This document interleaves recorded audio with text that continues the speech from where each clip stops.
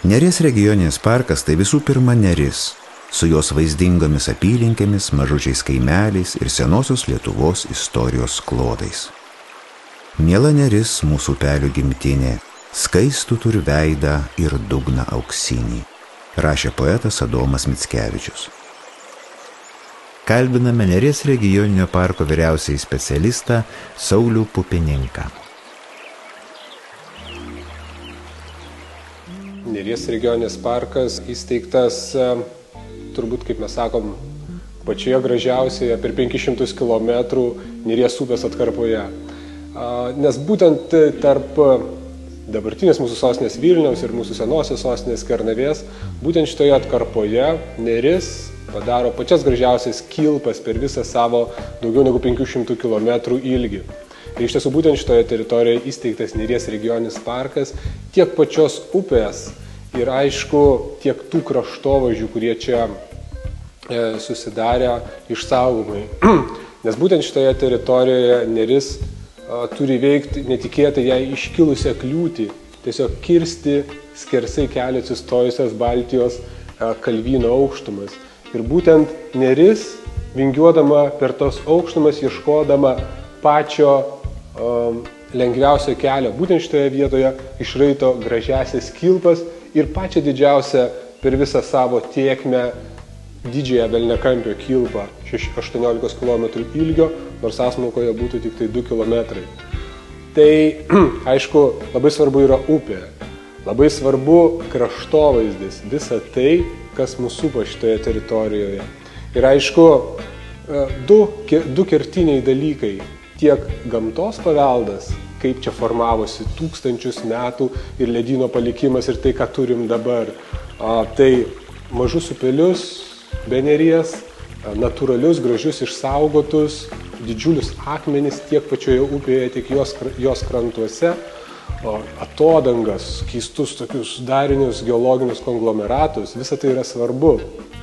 Bet be abejo, regioninėme parke be tų gamtinių vertybių labai gausų kultūros paveldo. 12 000 metų žmonės čia gyvena nuo paskutinio ledyno nuslinkimo. Ir tas kultūros paveldas tiek senovės gyvenvietės, tiek čia laidoti žmonės, pilkapynai, tiek piliakalniai, visa tai gamta ir kultūra visuomet yra šalia ir kartu. Vienas iš regioninio parko tokių svarbių uždavinių iš tiesų tas vertybės pristatyti lankytojams, įrengiant pažintinius takus ir turizmo trasas.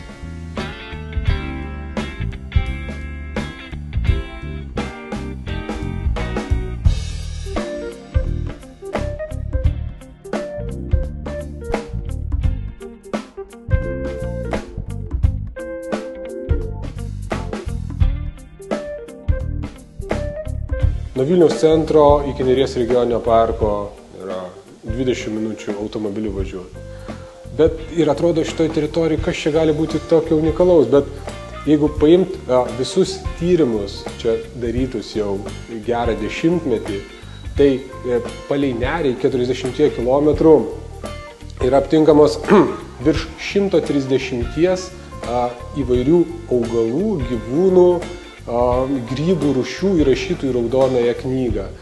Ir aišku, natūraliai gamtoje pamatyti jos yra pakankamai sudėtinga, ypač retasias rūšis.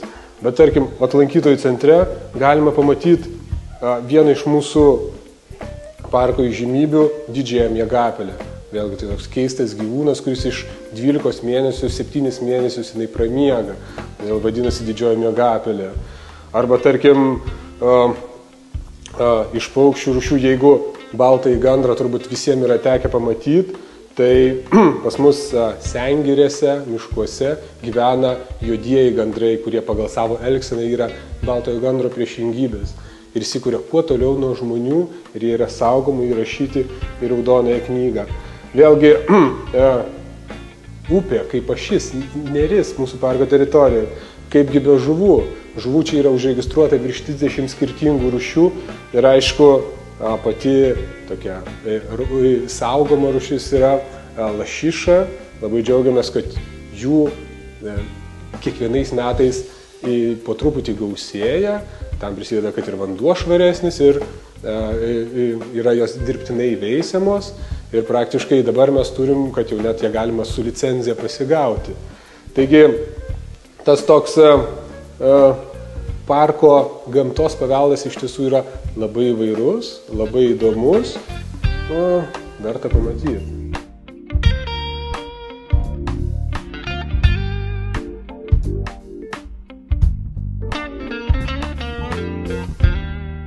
Neries regioniniam parke yra įsteigta puikiai pažintinių maršrutų sistema. Bendras ilgis yra virš 40 km. Tarkim, čia galima atvykus pabūti pusdienį, galima praleisti visą dieną ar net kelias dienas. Iš tiesų pažintinių maršrutų sistema pas mus yra 5 pažintiniai maršrutai, 4 yra pėsčiųjų ir 1 yra turizmo trasa. Tai pėsčiųjų takai, jie labai skirtingi, jie labai įvairūs ir kiekvienas žmogus atvažiavęs, jaunas, senas, visi tikrai ras vietų, kur galima pasivaikščioti ir pasigrožėti gamtą. Pats paprasčiausias, trumpiausias pažintinis takas, kaip tam tikri vartai į regioninį parką, tai yra Dūkštų ąžuolyno pažintinis takas. Jis yra pritaikytas neįgaliesiem ir 1,5 kilometro yra išklota mediniam lentelėm pažintinis takas, kuris yra pats didžiausias Lietuvoje. Šalia Dūkštų ąžuolyno pažintinio tako yra 5 km žiedinis maršrutas palei Dūkštos upelį. Ir vėlgi tai yra visai kitoks takas. Jis skirtas tiems, kurie mėgsta eiti daug, nebijo pavargt. Jis 5 km ilgio ir pakankamai nedideliai teritorijai, čia yra labai gausu. Tiek kultūros paveldo objektų, tai yra 3 piliakalniai, 2 didžiulės atodangos, gamtos vertybės ir beveik 5 metrų apimties pats storiausias regioniniam parke Šventasis Daubų ąžuolas. Visą tai galima pamatyti keliaujant to pažintiniu taku. Jis turi dar vieną tokią ypatybę, kad norint apeiti visą žiedinį maršrutą, 2 vietose tektų kirsti Dūkštą. Vienoje vietoje yra tiltas, viskas tvarkoj, o kitoje vietoje yra brasta. Tai yra tam tikras ekstremalus dalykas, kurį žmonės turi veikti. Ir aišku, mėgstantiem ramesnius pasivaikščiojimus, tai yra Karmazinų pažintinis takas. Tai yra 4 km ir šito tako esmė iš tiesų, kad galima pamatyti labai gražią, natūralią, visai kitokią, negu mes matome įpratę matyti, tarkim, Vilniuje nerį, natūralią, gražią, vingiuojančią ir aišku pasivaikščioti senaisiais šių apylinkių miškais. Ar tai būtų pušynai 120 metų senumo, senieji ąžuolai, vėlgi tai yra įspūdinga.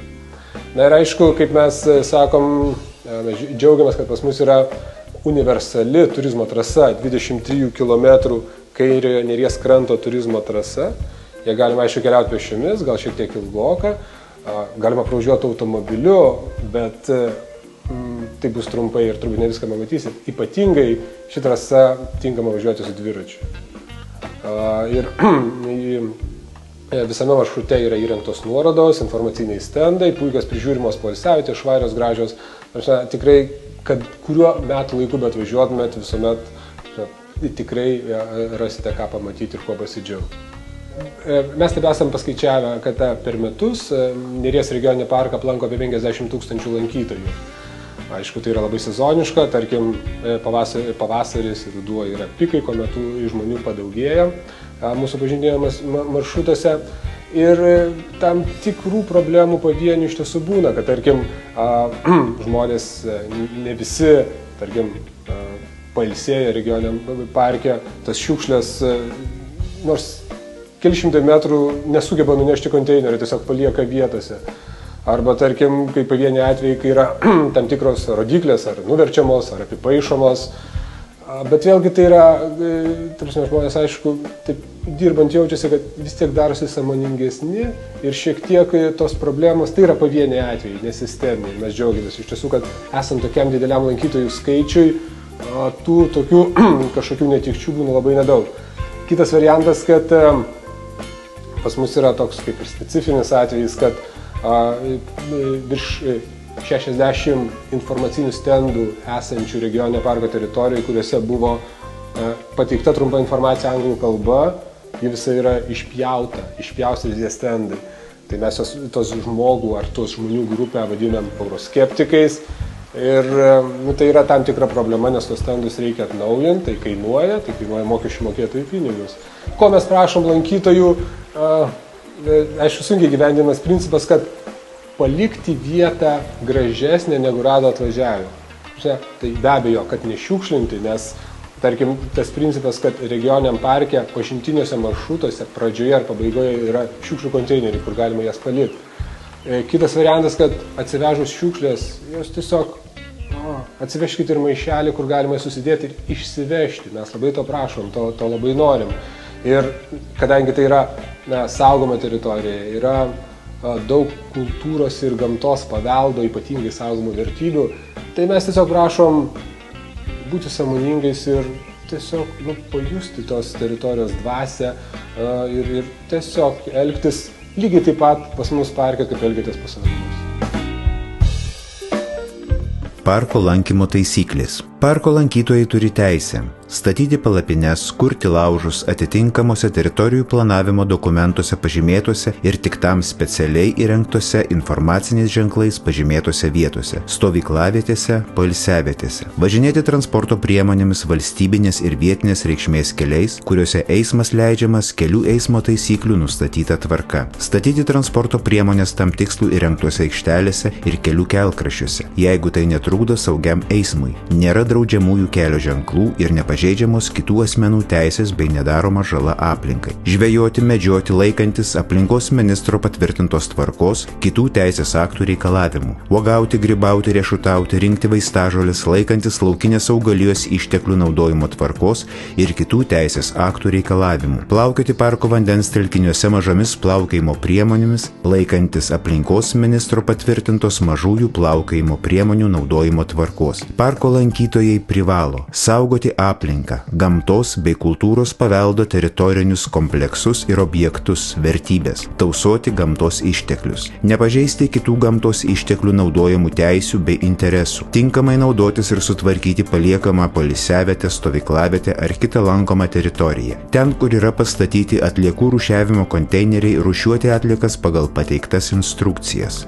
Mokomose stovyklavietėse ir poilsiavietėse sumokėti nustatyto dydžio mokestį teritoriją aptarnaujančios institucijos įgaliotiems asmenims. Saugiai elgtis su ugnimi. Laužus kurti tik specialiai tam įrengtose laužavietėse, kurios pažymėtos atitinkamai ženklais. Nuolat prižiūrėti užkurtą laužą, o baigus kūrenti kruopščiai užpilti laužavietę žemėmis arba vandeniu, kol jis visiškai nustos rusenęs. Pastebėję gaisrą jį užgesinti, o jei tai atlikti neįmanoma, apie gaisrą nedelsiant pranešti priešgaisrinės apsaugos tarnyboms, o esant galimybei ir parko direkcijai vietos savivaldos institucijai. Apie pastebėtus gamtos ir kultūros paveldo objektų niokojimo atvejus, saugomų teritorijų režimo ir kitus pažeidimus, atsižvelgiant į pažeidimo pobūdį, pranešti policijai, aplinkos apsaugos inspekcijai, parko direkcijai. Vykdyti teisėtus įgaliotų aplinkos apsaugos institucijų bei jų pareigūnų reikalavimus, netrukdyti jiems vykdyti aplinkos apsaugos kontrolės funkcijų. Organizuoti sąskrydžius, sporto, kultūros, sveikatingumo ir kitus masinius renginius, kuriuose dalyvauja daugiau kaip 100 žmonių, parke leidžiama tik raštu tai suderinus su parko direkcija ir teritorijos savininku,